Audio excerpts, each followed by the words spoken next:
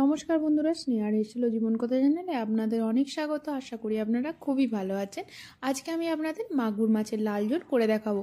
এই জন্য মাছটিকে নুন, হলুদ ও সরষের তেল দিয়ে ভালোভাবে মেখে নিতে হবে। এরপর ধিমি আঁচে ভেজে নিতে হবে। আর লাগবে আমাদের আলুগুলিকে এভাবে কেটে নিতে হবে। সাথে লাগছে পেঁয়াজ কুচি আর আদা রসুন। আলুটাকে এরপর লবণ ও হলুদ দিয়ে ঢাকা চাপা দিয়ে লাল লাল করে আমরা ভেজে নিচ্ছি।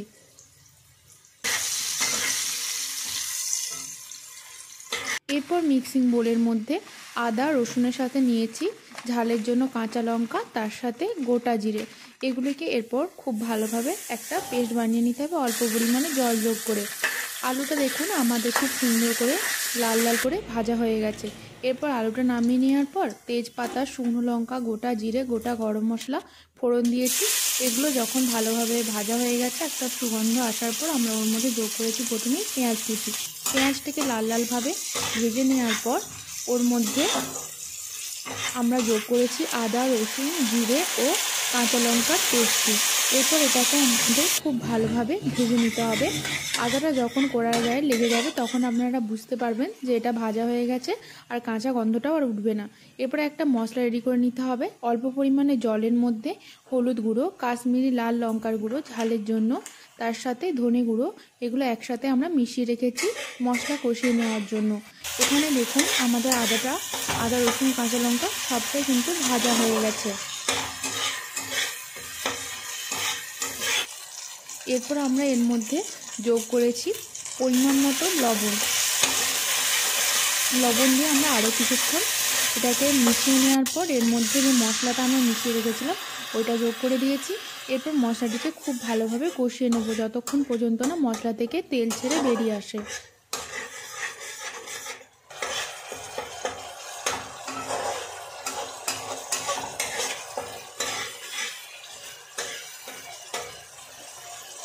দেখুন মশলা থেকে কিন্তু তেল ছাড়তে আরম্ভ করে দিয়েছে। যখন মশলা থেকে পুরোপুরিভাবে তেল ছেড়ে বেরিয়ে এসেছে তখন আমরা বুঝেছি মশলাটা কষানো হয়ে গেছে। তারপর ওর মধ্যে প্রথমে আমরা যোগ করেছি আলুটিকে দিয়ে 1-2 মিনিট ভালোভাবে কষিয়ে নেওয়ার পর এরপর আমরা লাস্টের দিকে যোগ করেছি মাগুর মাছটি।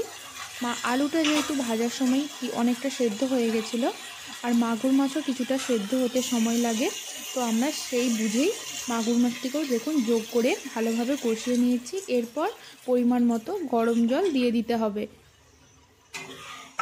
আপনারা যতটা ঝোল চাইছেন সেই পরিমাণ বুঝেই জল দেবেন। এরপর আমরা জল যোগ করেছি। এরপর ঢাকা দিয়ে আলু এবং মাছটা ঠিকঠাকভাবে সেদ্ধ হয়ে যাওয়ার পর্যন্ত আমরা ওয়েট করব।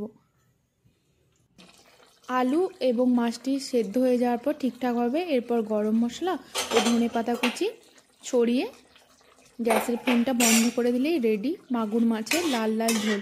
এটা কিন্তু খেতে দুর্দান্ত হয়, এভাবে করে দেখবেন, আশা করি খুবই ভালো লাগবে। ভালো লাগলে লাইক শেয়ার কমেন্ট সাবস্ক্রাইব করে স্নেহার এসেছিল জীবন কথা চ্যানেলের পাশে থাকবেন। পরবর্তীতে নিশ্চয়ই কোনো নতুন রেসিপি নিয়ে আবার ফিরে আসব। আপনারা যদি এইভাবে রান্নাটি বাড়িতে বানান তো কেমন হয়েছে তা কমেন্টে লিখে জানাতে ভুলবেন না। দেখুন কালারটা কিন্তু একদমই লাল হয়েছে আর মাছটাও ঠিকঠাকভাবে সেদ্ধ হয়ে গেছে, সাথে আলুটাও।